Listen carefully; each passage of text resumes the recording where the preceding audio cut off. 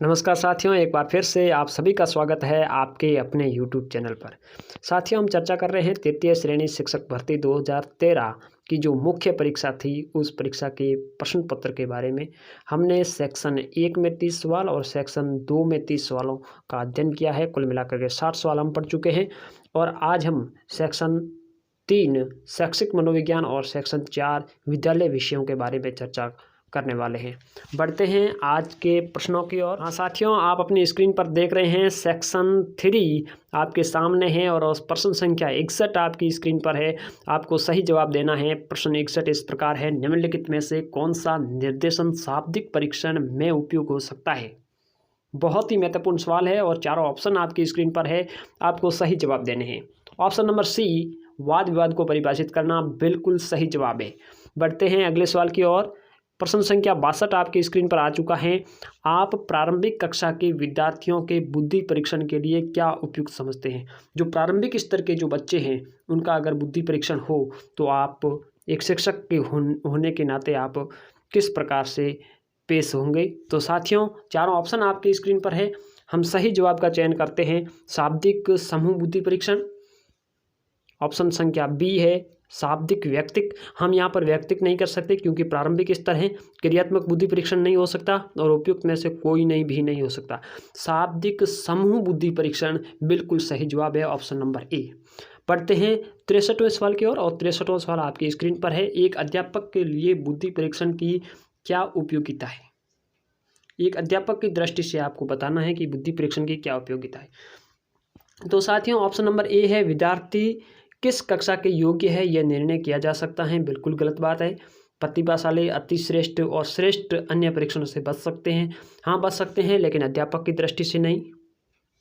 पुरस्कार के लिए छात्रों का चयन किया जा सकता है, बिल्कुल नहीं।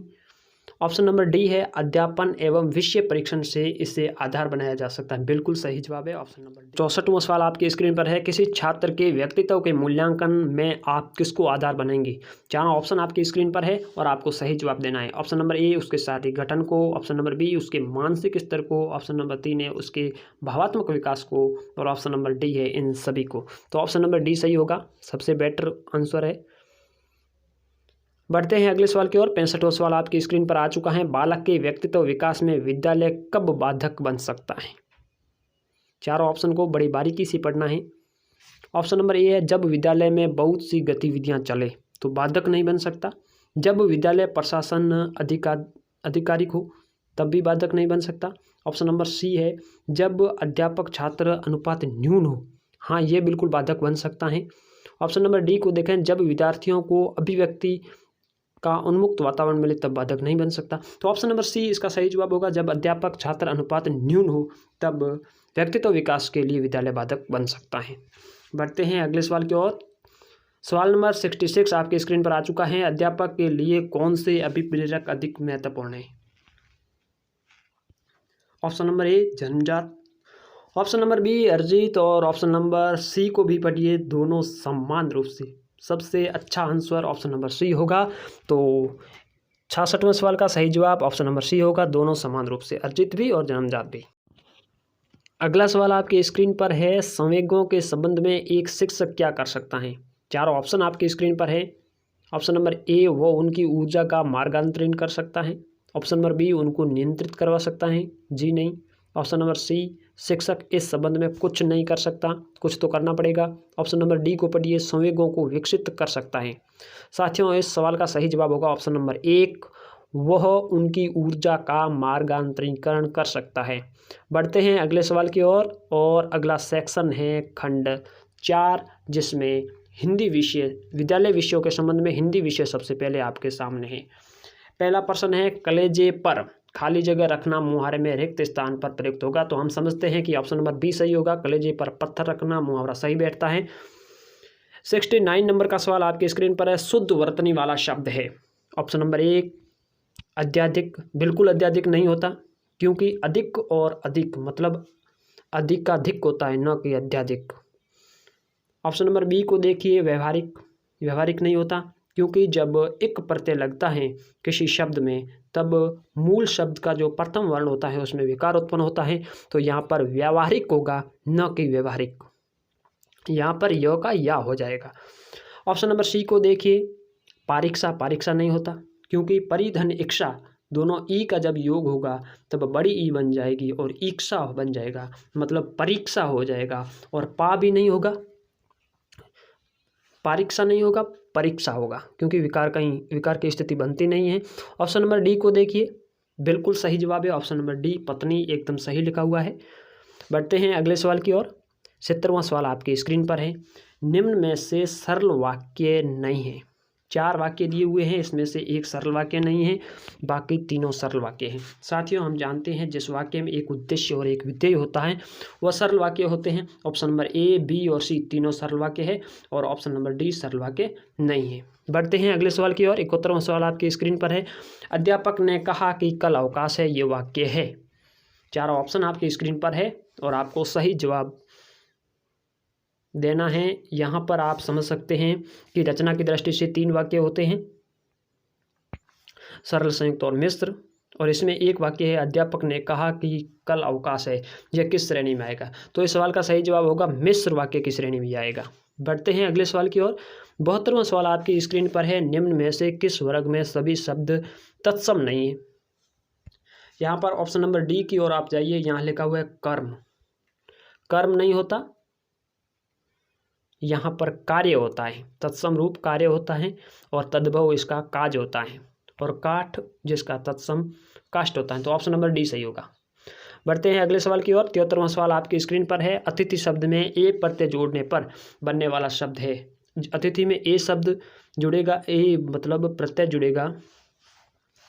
अतिथि शब्द में ए प्रत्यय जोड़ने पर बनने वाला शब्द होगा। अतिथि में जब ए जुड़ेगा तब आतिथ्य बन जाएगा और आतिथ्य ऑप्शन नंबर बी में सही है। ऑप्शन नंबर बी आपका सही जवाब रहेगा। बढ़ते हैं अगले सवाल की ओर और 74वां सवाल आपकी स्क्रीन पर है। निम्न में से उत्तम पुरुष का उदाहरण है। हम जानते हैं 3 पुरुष होते हैं, उत्तम पुरुष, मध्यम पुरुष और अन्य पुरुष। साथियों, यहाँ पर उत्तम पुरुष की बात होती है तो मैं उत्तम पुरुष में आता है और मध्यम पुरुष में तुम आता है और अन्य पुरुष में वो आता है। विद्यालय विषयों के अंतर्गत सवाल नंबर 75 आपके सामने है इंग्लिश का। Complete the phrasal verb in the following sentence. Please write down your name and address here. यहाँ पर फ्रेजल वर्ब डाउन आएगा, ऑप्शन नंबर बी राइट होगा। बढ़ते हैं 76वें सवाल की ओर। Select the option that has the word transcribed below. यहाँ पर 4 ऑप्शन आपकी स्क्रीन पर है, सही जवाब देना है। यहाँ पर क्वीन है, उसमें जो ये ध्वनि दे रखी है इसका संचार हो रहा है, तो ऑप्शन नंबर ए सही होगा। बढ़ते हैं 77वें सवाल की ओर। 77वां सवाल है फोनेटिक सिंबल का। जॉय में पूछा है तो जॉय में फोनेटिक जे में होगा D3 वाला, ऑप्शन नंबर ए सही होगा। बढ़ते हैं अगले सवाल की ओर। 78वां सवाल आपकी स्क्रीन पर है। Read the sentence to find the part having an error. यहाँ पर वाक्य दे रखे हैं, इसमें एरर का पूछा है, किस वाक्य में एरर है? तो यहाँ पर ऑप्शन नंबर ए सही होगा, बट फॉर योर, इसमें एरर है। सवाल नंबर 79 आपके सामने है। Supply the correct form of the verb finish in the following sentence. यहाँ पर राज खाली जगह दिया रखा है, हिज वर्क टू और अगो, मतलब दो घंटे पहले राज ने अपना कार्य पूरा कर लिया। इसका मतलब ये प्रेजेंट परफेक्ट टेंस का मतलब कि वर्ब आएगी, तो यहाँ पर आएगा have finished, option number A सही होगा। सवाल नंबर 80 आपके सामने है। The passive voice of somebody has stolen my pen is. यहाँ पर इसका पैसिव वॉइस में करना है तो ऑप्शन नंबर ए सही होगा, my pen has been stolen. बढ़ते हैं अगले सवाल की ओर। 81वां सवाल आपकी स्क्रीन पर है। सेलेक्ट द ऑपोजिट, इसका अपोजिट बताना है, जिसका लिखा हुआ है ऑर्डरली। ऑर्डरली का अपोजिट होगा, यहाँ पर आप देख लें क्योटिक होगा, ऑप्शन नंबर ए सही होगा। बढ़ते हैं अगले सवाल की ओर। यहाँ पर मैथमेटिक्स के सवाल आपकी स्क्रीन पर आ चुके हैं। सवाल नंबर 82, यहाँ पर एक सरलीकरण दिया हुआ है, संक्रिया है जिसमें योग करना है। इस सवाल का सही जवाब होगा ऑप्शन नंबर बी 3.222। 83वां सवाल आपकी स्क्रीन पर है जिसमें कोण x का मान ज्ञात करना है। यहाँ पर बहुत ही आसान तरीके से हम ज्ञात कर सकते हैं, क्योंकि यहाँ पर C और D समांतर है E और F के, और A B समांतर है C D की। इस प्रकार आप ज्ञात कर सकते हैं और यहाँ पर ऑप्शन दे रखे हैं। ऑप्शन नंबर बी आपका सही जवाब होगा, x का मान 145 डिग्री होगा बढ़ते हैं अगले सवाल की ओर, और अगला सवाल आपकी स्क्रीन पर है। 84वां सवाल, निम्न में से कौन सी अभाज्य संख्या नहीं है? 4 ऑप्शन आपकी स्क्रीन पर है। हम जानते हैं अभाज्य नहीं है, इसका मतलब हमें भाज्य संख्या ज्ञात करना है। और हम देखते हैं ऑप्शन नंबर डी में 91 दे रखा है, जो 7 से भाज्य है। बिल्कुल 13 को 7 से गुणा करोगे तब 91 आ जाता है। बढ़ते हैं अगले सवाल की ओर। 85वां सवाल आपकी स्क्रीन पर आ चुका है। बहुत ही सिंपल सवाल है। 25 सेंटीमीटर गुणा 11.5 सेंटीमीटर गुणा 6 सेंटीमीटर माप की कितनी ईंटों की आवश्यकता होगी यदि एक दीवार 8 मीटर लंबी, 6 मीटर ऊंची और 23 सेंटीमीटर चौड़ी बनाई जाती है? तो साथियों, दीवार है 8 मीटर, 8 मीटर को सेंटीमीटर में बदल दो। 800 सेंटीमीटर गुणा 600 सेंटीमीटर गुणा 23 सेंटीमीटर, इसमें भाग लगा दो।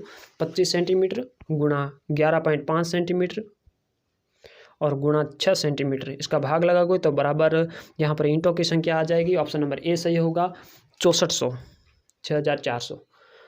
बढ़ते हैं अगले सवाल की ओर, और अगला सवाल आपकी स्क्रीन पर है। यदि दो संख्याओं का गुणा 4107 है वो उनका मसप 37 है तो बड़ी संख्या क्या होगी? या मसप दे रखा है तो ये संख्या काफ़ी आसान हो जाएगी हमारे सामने। हम मान सकते हैं वो संख्या 37x गुणा 37y बराबर 4107 है। यहाँ पर x गुणा y बराबर यहाँ हो जाएगा 4107, एक्स वाई बराबर हो जाएगा 4107 बटे 37 गुणा 37। अब 37 गुणा 37 से ये कट जाएगा, 4107 तो बराबर आएगा 3। यहाँ पर हम समझ सकते हैं कि 3 एक्स वाई का मान है, मतलब x गुणा वाई बराबर 3 हो रहा है। तो 3 किससे हो सकता है? या तो x का मान 1 हो सकता है, या x का मान 3 हो सकता है, या y का मान 1 हो सकता है, या y का मान 3 हो सकता है। हमें यह बड़ी संख्या ज्ञात करनी है, तो x या y का जो भी बड़ा मान है उस बड़े मतलब बड़ा मान 3 है, 3 को हम 37 से गुणा कर देंगे। 37 से, क्योंकि हमारा मसप है, और 37 से गुणा करने पर वो संख्या प्राप्त हो जाएगी, और वह संख्या होगी 111। ऑप्शन नंबर सी सही जवाब होगा। बढ़ते हैं अगले सवाल की ओर, और अगला सवाल आपकी स्क्रीन पर है। यहाँ पर लिखा है x बटे वाई की power a minus b, x बटे वाई की power b minus c, x बटे वाई की पावर c माइनस ए। बहुत ही साधारण सा सवाल है। जब घातांक समान होती है तब जब आधार समान होता है तब घातांक जुड़ जाती है। बिल्कुल यहाँ पर हम सभी जोड़ देंगे, जैसे एक्स बटे वाई की power a minus B plus b minus C plus c minus A. यहाँ पर सभी माइनस प्लस के हो रहे हैं, इसका मतलब a प्लस से a माइनस कट जाएगा, b माइनस से b प्लस कट जाएगा, c माइनस से c प्लस कट जाएगा। इसका मतलब यहाँ पर बच जाएगा x बटे वाई की पावर 0, और जब किसी की पावर 0 होती है तो उसका मान 1 हो जाता है। ऑप्शन नंबर सी सही जवाब होगा। बढ़ते हैं अगले सवाल की ओर, और अगला सवाल आपकी स्क्रीन पर है। एक आदमी पहले दिन 20 रुपये कमाता है, दूसरे दिन 15 खर्च करता है, पुनः तीसरे दिन 20 रुपये कमाता है, वह चौथे दिन 15 खर्च करता है। इस तरह वो कौन से दिन उसके पास 60 रुपये होंगे? बहुत ही साधारण सा सवाल है। इसमें हम इस सवाल को ऐसे हल कर सकते हैं कि एक आदमी पहले दिन 20 रुपये कमा रहा है, दूसरे दिन 15 रुपये खर्च करता है। इसका मतलब 2 दिनों में वो 5 रुपये कमाता है। और यहाँ पर आप देख रहे हो पुनः तीसरे दिन 20 रुपये कमाता है। तो इस सवाल का एक बेसिक फंडा यह है कि इसका मतलब पहले दिन कमा रहा है, दूसरे दिन वो गवा रहा है। इसका मतलब जो सम संख्या में जो दिन है वो इसका उत्तर तो नहीं हो सकता, क्योंकि वो दूसरा दिन है, उसमें खर्च करने का दिन है, और खर्च करने के दिन ये लक्ष्य टारगेट ये नहीं कर सकता 60 रुपये वाला। तो इसका मतलब पहले दिन कमा रहा है या तो 17वें दिन होगा या 27वें दिन होगा। एक तो फंडा ये है, इससे ऑप्शन सी और डी आराम से अलग हो जाएंगे। अब देखिए इसको हल करने का तरीका। एक आदमी पहले दिन 20 रुपये कमा रहा है, दूसरे दिन 15 खर्च कर रहा है। इसका मतलब ये हुआ कि 2 दिनों में वो 5 रुपये कमा रहा है। ठीक है, और यहाँ पर अपन को क्या करना है, 60 में से जो तीसरे दिन में कमा रहा है उसको घटा दो, पीछे बचे 40। ठीक है, क्योंकि ये लास्ट में एक दिन में कमा लेगा। ठीक है, अब देखो, अब हम देख रहे हैं कि 40 रुपये वो कमा रहा है। कितने दिनों में कमा रहा है? 2 दिनों में वो कितना कमा रहा है? 2 दिनों में 5 रुपये कमा रहा है। इसका मतलब वो 2 दिनों में 5 रुपये कमा रहा है। इसका मतलब वो 16 दिनों में 40 रुपये कमा रहा है। 16 दिनों में 40, और 17वें दिन डायरेक्ट वो 20 रुपये कमाएगा, तो उसका टोटल 60 हो जाएगा। इसका मतलब ऑप्शन नंबर ए आपका सही जवाब होगा। यहाँ पर हम देख रहे हैं ऑप्शन नंबर 1 सही जवाब है, 17वें दिन। बढ़ते हैं अगले सवाल की ओर, और अगला सवाल आपकी स्क्रीन पर है। थायरॉक्सिन है। हम जानते हैं थायरॉक्सिन एक हार्मोन है। ऑप्शन नंबर ए सही होगा। बढ़ते हैं अगले सवाल की ओर। अगला सवाल आपकी स्क्रीन पर है। 90वां सवाल, निम्न में से किसमें चुंबक होता है? तो इस सवाल का सही जवाब होगा ऑप्शन नंबर ए, विद्युत मोटर। बढ़ते हैं अगले सवाल की ओर। यह साइंस के प्रश्न है। कंप्यूटर मेमोरी की सबसे छोटी इकाई क्या है? सभी जानते हैं, बिट। बढ़ते हैं अगले सवाल की ओर। 92वां सवाल आपकी स्क्रीन पर है। लेंस की शक्ति बराबर होती है। यहाँ पर ऑप्शन नंबर ए सही होगा, फोकस दूरी के व्युत्क्रम मीटर के। अगला सवाल आपकी स्क्रीन पर है। 93वां सवाल, उत्तल लेंस हमेशा बनाता है। ऑप्शन नंबर ए सही जवाब होगा, सीधा, आभासी, कम आकार का प्रतिबिंब। सवाल नंबर 94 में आपकी स्क्रीन पर है। बायोगैस मुख्य संघटक है, तो ये किसका है? बायोगैस मुख्य संघटक मीथेन का है। ऑप्शन नंबर ए सही होगा। अगला सवाल आपकी स्क्रीन पर है। चमगादड़ अंधेरे में बिना किसी चीज के टकराए उड़ सकते हैं, क्यों? इसका सही जवाब होगा ऑप्शन नंबर बी, वे अल्ट्रासोनिक तरंगें उत्पन्न करते हैं जो उनको टकराने से बचाती है। ऑप्शन नंबर बी राइट होगा। अगला सवाल आपकी स्क्रीन पर है। 96 सवाल है, ये पॉलिटिकल के सवाल है। न्यायपालिका के बारे में कौन सा कथन गलत है? चारों ऑप्शन आपकी स्क्रीन पर है। ऑप्शन नंबर ए है, संसद द्वारा पारित प्रत्येक कानून को सर्वोच्च न्यायालय की मंजूरी आवश्यक है। ये तो बिल्कुल गलत है, क्योंकि प्रत्येक कानून को सर्वोच्च न्यायालय की मंजूरी आवश्यक नहीं है। बाकी वाले ऑप्शनों को भी पढ़ना जरूरी है। कानून संविधान की भावना के खिलाफ हो तो न्यायपालिका अमान्य घोषित कर सकती है। ये बात बिल्कुल सही है। न्यायपालिका कार्यपालिका से स्वतंत्र होती है, बिल्कुल सही है। ऑप्शन नंबर डी को देखते हैं। अधिकारों का हनन होने पर कोई भी नागरिक अदालत में जा सकता है, ये भी सही है। तो इस सवाल का सही जवाब होगा ऑप्शन नंबर ए। बढ़ते हैं अगले सवाल की ओर। 97वां सवाल आपके स्क्रीन पर है। हरिद्वार किसके लिए प्रसिद्ध है? तो इसका आप डायरेक्टली जवाब याद रखिएगा, विद्युत टरबाइन के लिए। सवाल नंबर 98 आपकी स्क्रीन पर है। कृषि भूमि लगान व खातेदारी विवाद कहलाते हैं। बहुत ही महत्वपूर्ण सवाल है। इस सवाल का आपको सही जवाब देना है। साथियों, जब हम बात करते हैं कृषि भूमि की, तो कृषि भूमि लगान तथा खातेदारी के विवाद राजस्व विवाद में आते हैं। तो हमें यह भी जानना जरूरी है कि दीवानी विवाद क्या होते हैं और फौजदारी विवाद क्या होते हैं। यहाँ आप देखिए कि दीवानी विवाद वे होते हैं जहाँ लोगों के अधिकारों का हनन हो, संपत्ति का हस्तांतरण हो, तो ये सब विवाद होते हैं ना, ये आते हैं दीवानी विवाद में। बात फौजदारी विवाद की आती है तो इसमें हत्या, मारपीट, डकैती, बलात्कार संबंधी जो भी मामले होते हैं, जो भी विवाद होते हैं, वो फौजदारी विवाद के अंतर्गत आते हैं। और कृषि भूमि लगान व खातेदारी के विवाद है जो राजस्व रिकॉर्ड में दर्ज किए जाते हैं, मतलब राजस्व विवाद कहलाते हैं। ऑप्शन नंबर बी सही जवाब होगा। बढ़ते हैं अगले सवाल की ओर। 99 नंबर का सवाल आपकी स्क्रीन पर है। केंद्रीय मंत्रिपरिषद का सामूहिक उत्तरदायित्व होता है, तो इसका सही जवाब होगा लोकसभा के प्रति। 100 नंबर का सवाल आपके स्क्रीन पर है। जिला स्तर पर पंचायत राज की सर्वोच्च संस्था कौन सी है? यहाँ हम देखते हैं जिला परिषद सर्वोच्च संस्था होती है जिला स्तर पर। सवाल संख्या 101 आपकी स्क्रीन पर है। आज की दुनिया के बारे में इनमें से कौन सा कथन सही है? 4 ऑप्शन आपकी स्क्रीन पर है, सही जवाब का चयन करना है। तो यहाँ पर ऑप्शन नंबर बी सही जवाब होगा। विभिन्न देशों के बीच संबंध पहले से कहीं ज़्यादा लोकतांत्रिक हो गए हैं।